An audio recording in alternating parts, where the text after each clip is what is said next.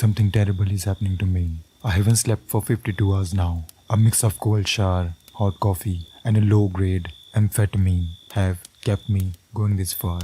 But I'm not sure how much further I can push myself. I feel physically sick from exhaustion, like a sludge moving along a razor's edge, about to split at any moment. And now I will tell you why. For a few months now, I've been selling my used panties and socks online to certain discerning gentlemen.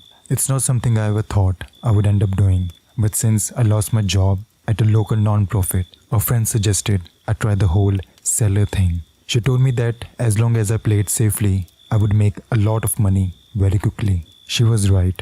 Certain guys pay a lot of money for a girl's used underwear, and even worn socks can fetch high prices. But there can be one major problem. Some guys get way too attached, and when they get attached, they want to talk, they want more personalized item. That doesn't necessarily mean they get aggressive or overly pervy. Some guys just like having a girl to talk to, since they're too shy or awkward to talk to one in real life. I get that, I really do, but sometimes it's just such a drag. But one customer was different, very different. I received a request on my OnlyFans page for a private camp session. I do actually offer private sessions, but I don't do nudity and I don't show my face. But the guy does. The guy always show their face. They hope I will think they are cute and they will be able to rescue me from having to do things like this. Only the user, hate me, didn't show their face. They didn't talk. They didn't ask me to strip. They didn't ask me to pose. There was just this awkward silence for a minute or two before they left the session. Weird, sure, but hardly worse than some of the real creeps I encounter on occasion. I haven't heard from Hate Me for about a week, when I assumed they lost interest. So I was surprised when their username popped up on my OnlyFans request session. They wanted used panties, but not just an old pair. They wanted blood in them. Their request was no more detailed than that. So I assumed they meant period blood. I know, gross. I was about to turn down the request when I saw the dollar amount they were offering. I usually charge just less than $100 for a pair of used panties, but this offer was in thousands. I'm talking about the high thousands. So as dumb as it seems in retrospect, I approved the request. Then after waiting for my period to arrive, I made Hate Me their finished product. I won't go into too much detail.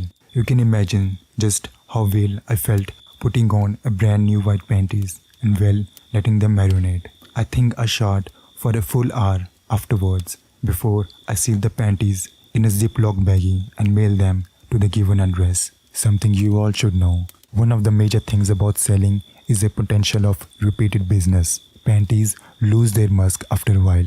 Disgusting but true. And a lot of guys will return to buy a new pair or to escalate our interaction to phone calls and camp session. Hate Me didn't, but they paid so well that I ended up reaching out to them instead, something I had never ever done before.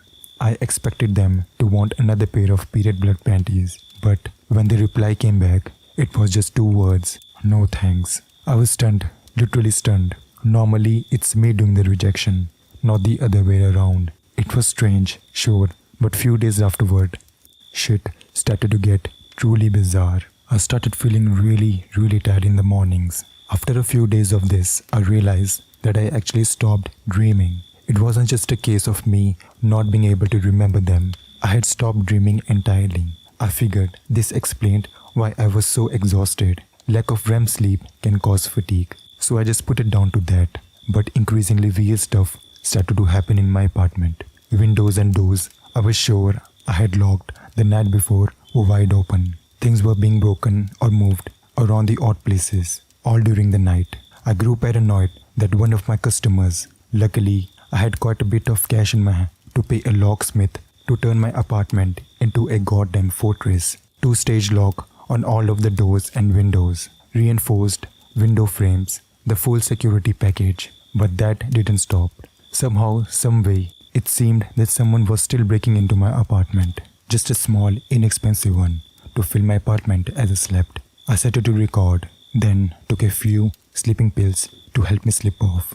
In the morning, I was nervous about what I would say. But the reality was horrifying. There wasn't anyone breaking into my apartment.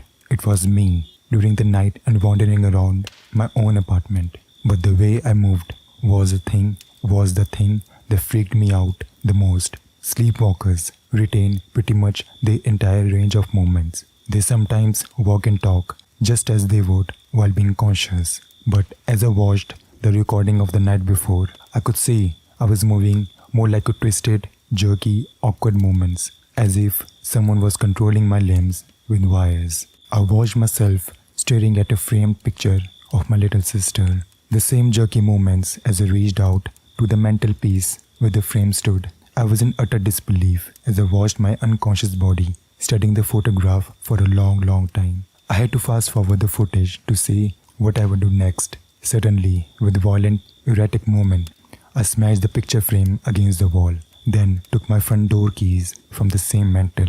But the meat puppet couldn't manage the dexterity of fitting the small keys in the lock. Eventually, they fell from its hand before it just stood there, spasm wrecking its body before it froze up entirely and returned to bed. I had no idea what was happening to me, but one thing was clear. If the meat puppet had managed to break out of my apartment, it was only a short walk to my parents' house, where my baby sister slept in her bed. She was in a terrible danger, and it made me sick to my stomach to think that danger was me. So here I am, 52 hours of no sleep. I'm not sure I can write this anymore. I have been reading about DMT online. Apparently, it's a drug released by the brain that can induce a semi-permanent dream state in the moments approaching death. Some neurologists have suggested that this is where the idea of heaven comes from. Hallucination of a long-lost relative as electric activity in the brain ceased to function. It feels like lifetime since I have dreamed. I'm so tired. I just want this to end. I couldn't live with myself if something happened to my baby sister, but I cannot live with myself now either. I have 3 bottles of sleeping pills at my desk next to me. Tonight, I will crack the bottle and chase them all down with the most expensive bottle of wine I could find. I have so much money from selling, but it's worthless now, fit only to burn. But that doesn't matter now. Nothing will matter in the end, because in the end, I will be able to dream again, forever.